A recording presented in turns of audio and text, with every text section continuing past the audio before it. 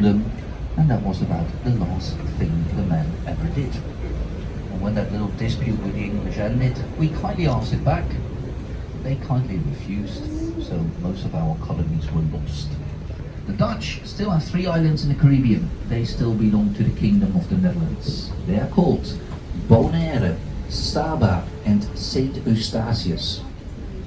Forget about those, it's not interesting. 3 volcanic rocks in the Caribbean, that's it. Other islands that you might thought to be Dutch, like Curaçao, St. Martin, the Dutch Antilles, they no longer belong to the Kingdom of the Netherlands. They got their independence. That was the history part, ladies and gentlemen. Canals. Canals in Amsterdam. We started to dig them from the 1400s onwards. And canals, ladies and gentlemen, have one function and one function only: drainage. We need them for the purpose of drainage. Later on they got a second function, and that is what we are doing now as well, which is transportation. But drainage really is the main purpose. Amsterdam counted in the 1700s roughly 130 miles of canals. We have now 90 miles left. The others were filled and drained because we needed road connections.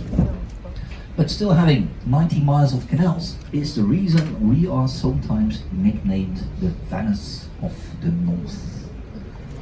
Don't know if you have been to Venice, but if you have, you know that is utterly nonsense. Venice and Amsterdam have 2 things in common, and that's it. They both have canals, we both sink. Venice is sinking quick, we are sinking slow, but we do sink every century an inch. Which means that parts of the city are above, parts are below sea level. That is depending on where you are in the city. We currently going through the canals, we are below sea level. That is not surprising, ladies and gentlemen. 1/3 of the Netherlands are below sea level. And half of this country would disappear if we wouldn't have dikes or dunes to protect us. So floods do take place in this country. Not on a yearly basis, but they do take place. Biggest disaster flooding-wise that ever happened to this country in modern times was in 1953, where as a result of a storm tide, in total 67 dikes gave way and 1,835 people drowned. To prevent that from ever happening again, the Dutch are obliged to take swimming lessons at the age of 5. Doesn't matter. You can be Mark Phelps or Ian Thorpe. If a dike bursts, you're gonna drown. Sheer luck. That's the only thing that might save you. What happened to this country in '53 is the same thing that happened to New Orleans. So what we did to prevent that from happening again, if you take the city of New Orleans, in front of it, in the ocean, we constructed a huge wall. It's a storm surge barrier. But in the Netherlands, this wall contains locks, so we can open and close them. We're always open.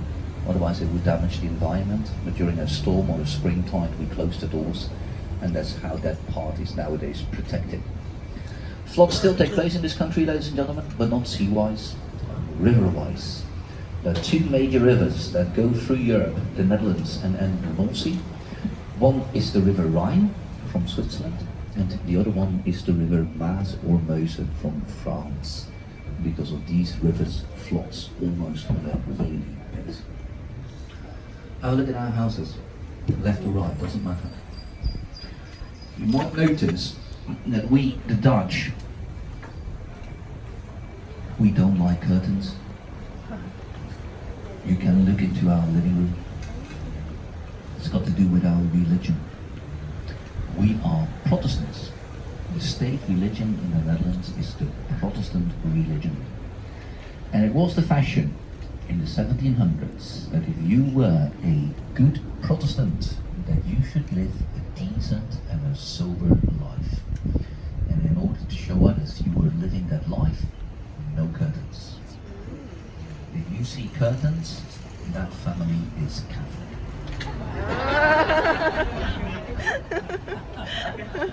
And although we are officially a Protestant country, most people are Catholic. 87% of the Dutch have the Catholic religion, 19% are Dutch Reformed.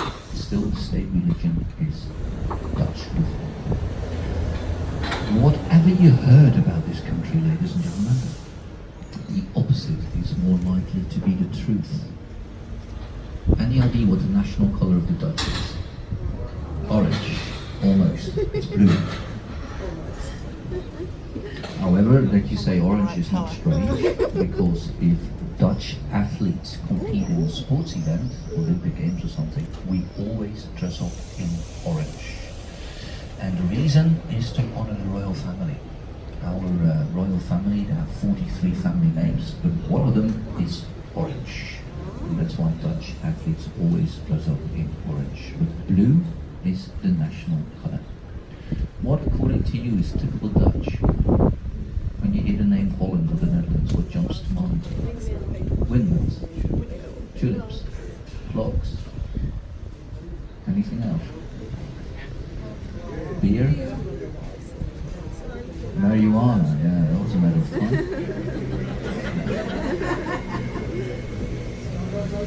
And the red light district.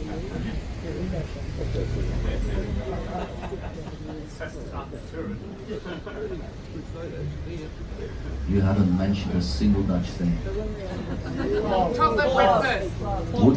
Wooden shoes. They come from Egypt. 2,000 years before the birth of Christ. They're not Dutch. Windmills and cheese originate from former Persia. 6,000 years before the birth of Christ. It's not Dutch. Marijuana comes from the Middle East. Prostitution is the oldest profession in the world. It's not Dutch. What else did we have? Tulips. Tulips are a mountain flower. We have one hill. It's 223.5 meters above sea level. It's not Dutch. So what is Dutch, ladies and gentlemen? Sausage? German. The wooden shoes. No, wooden shoes come from Egypt. Sorry, what was that? Dutch oven. Actually, that's English.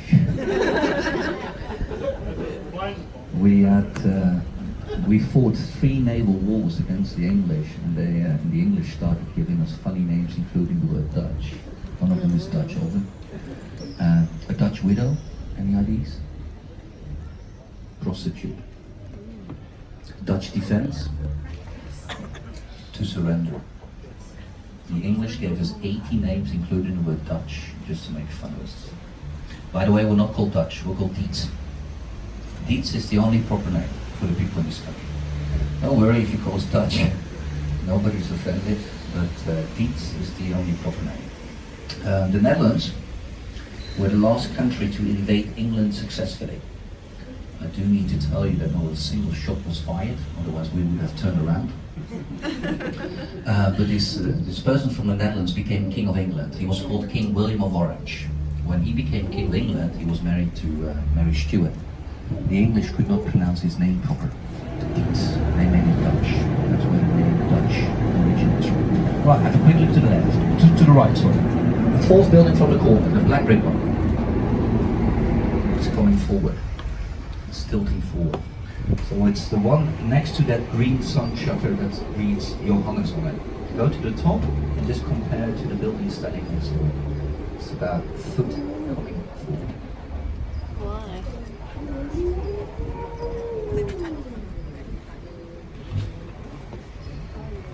Quite a few buildings do that in Amsterdam. By the apprentice. They tilt a little. They come a little bit forward, and they tilt a little bit to the side. Most of them are standing straight though. There's a huge difference between the 3. When a building is tilting forward, like the one we just passed, there's nothing wrong with that. They were built on purpose tilting forward. When these buildings were built, we go back now to the 17th century. Brick was expensive. So very often a person could not afford it to have an insulation wall constructed. So the building only got one wall. Now we have in the Netherlands, although this is a strange day, but in the Netherlands we have average 130 rainy days. Wow. When it rains a few days in a row and you have only one wall, it will get humid on the inside. When your house is tilting slightly forward, it's easier for the water to fall off from the top. It doesn't necessarily run along the entire wall, keeping it wet. There's nothing wrong with a house that tilts forward. Like I said, most of them are standing straight. Either meant that the person who had the building built was rich enough to have this insulation wall constructed, then the house of course is standing straight. Or in the beginning of the 19th century, when brick became affordable, they constructed an insulation wall in front of the tilting one. Then the house is also standing straight. When the house tilts to the side, ladies and gentlemen, you've got a problem. That's not done on purpose. The place where we are, where Amsterdam is, this was a very stupid place to build a city. This is a swamp. So if we like to build a house, we have to give it a proper foundation. Now, we use concrete, but in the days that these were built, there was no knowledge of concrete. The Roman Empire, they used concrete. Colosseum in Rome, for example, or the Pantheon in Rome, concrete. But when the Roman Empire fell, the knowledge of concrete was lost. So we used wood. Our houses have a wooden foundation. The wood had to be imported because this country has no forests. So the wood came from what is nowadays known as the Black Forest in Germany or the Czech Republic. So transported to Amsterdam, and then we just ran these wooden logs into the ground. On average, a regular house in Amsterdam has as a foundation 17 wooden logs. They were rammed into the first solid layer under the city, which is 52 feet below us.